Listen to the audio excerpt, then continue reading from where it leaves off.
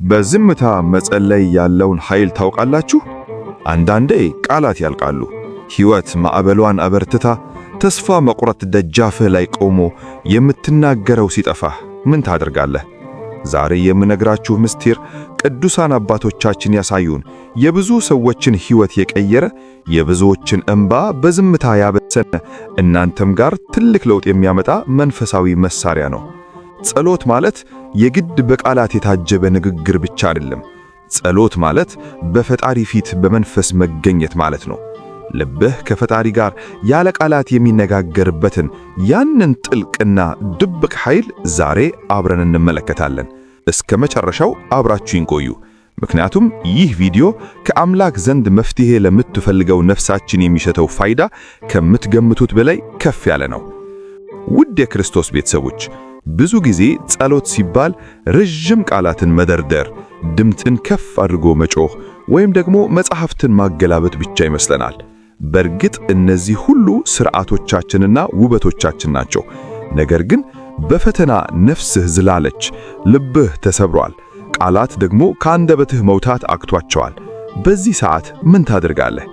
ታላቁ ሐዋርያ እንዴት መጸለይ እንዳለብን አናውቅምና ይላል ቅዱስ ጳውሎስ። በቤተ ክርስቲያናችን ትውፊት ጸጥታ ወይም ዝምታ ትልቅ የጸሎት ደረጃ ነው። ጽማዌ ይባላል። ቅዱሳን አባቶቻችን ዝምታ የሰማይ ቋንቋ ነው ይላሉ። ዝምታ ማለት አለመናገር ብቻ ሳይሆን እግዚአብሔር እንዲናገር ዕድል መስጠት ነው። አንዲት ታሪክ ላካፍላችሁ። አንዲት እናት ነበረች። ብቸኛ ልጇን በሞት ተነጠቀች። በሐዘን ብዛት አንደበቷ ተለጎመ። ወደ ቤተ ክርስቲያን ትሄዳለች። በስዕለ አድኖ ፊት ትቆማለች። ግን አንድም ቃል መናገር አልቻለችም። ጎረቤቶቿ ለምን አትጸልይም? ለምን አትለምኝም? ይሏታል። እሷ ግን ዝም ብላ ታለቅሳለች። ከዓመታት በኋላ አንድ የበቁ አባት ከገዳም መጥተው የአንቺ ዝምታና እንባ እግዚአብሔር ዘንድ ከሺህ ቃላት በላይ ተሰምቷል አሏት። አያችሁ፣ እግዚአብሔር የልብ ትርታን አንባቢ ነው። ቃላት ሲጠፋህ፣ ልብህ ሲደማ ወደ ማይሆን ቦታ ከመሄድ ይልቅ ዝም ብለህ በፊቱ መቆምህ ራሱ ትልቅ ጸሎት ነው። በመጽሐፍ ቅዱስ ውስጥ ነቢዩ ኤልያስን እናስታውሰው። እግዚአብሔር በታላቅ ንፋስ ውስጥ አልነበረም፣ በመሬት መንቀጥቀጥ ውስጥ አልነበረም፣ በእሳትም ውስጥ አልነበረም። ነገር ግን ከትንሽ የዝምታ ድምፅ በኋላ በውስጡ ነበረ። አንደኛ ነገሥት ምዕራፍ 19። እግዚአብሔርን የምናገኘው በውስጣችን ባለው የጸጥታ ክፍል ውስጥ ነው።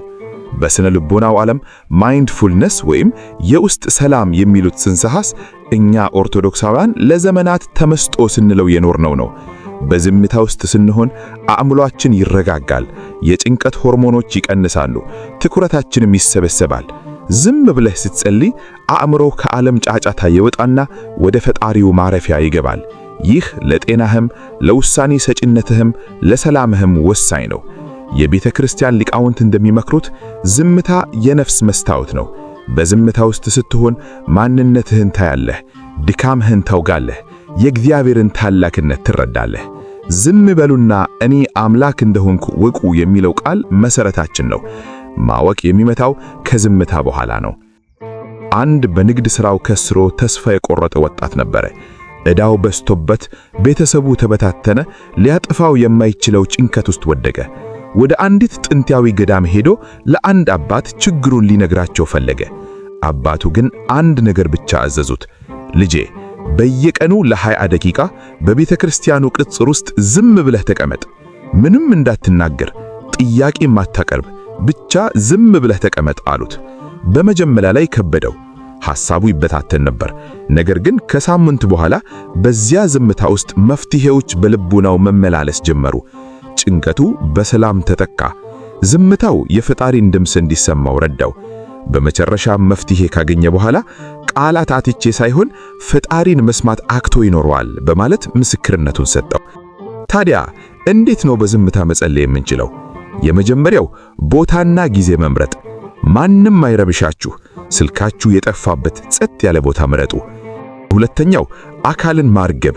በስርዓት ቁሙ ወይም ተቀመጡ። ትንፋሻችሁን ቃኙ። ታላቁን አጭር ጸሎት መጠቀም።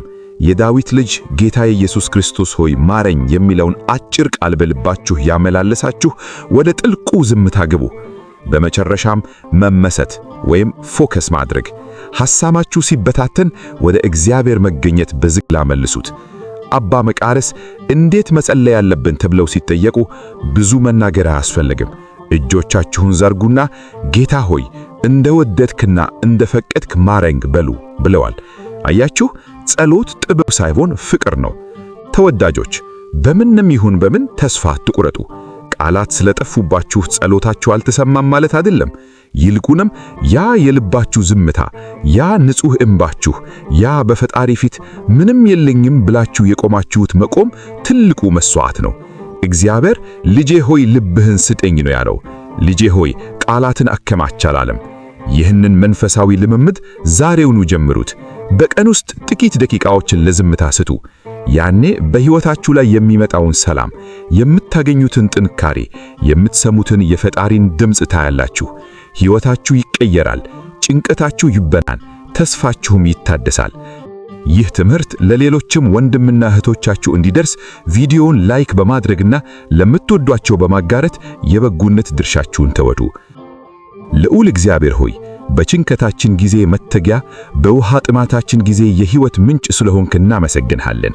ቃላት ሲጠፉንና መናገር ሲያቅተን የልባችንን ትዕርታ የምትሰማ ጌታ ሆይ ለዛለች ነፍሳችን ዕረፍትን ስጣት። በዝምታ ውስጥ ድምፅህን እንድንሰማ፣ በጸጥታችን ውስጥ ሰላምህን እንድንጎናጸፍ እርዳን። እንደ ቸርነትህ እንጂ እንደ በደላችን አትመልከትብን። ለሁላችንም ሰላምህን አብዝተህ ስጠን። ምስጋና ይሁን አንድ አምላክ የሚሆን ለአብ ለወልድ ለመንፈስ ቅዱስ ዛሬም ዘወትርም ለዘላለሙም አሜን።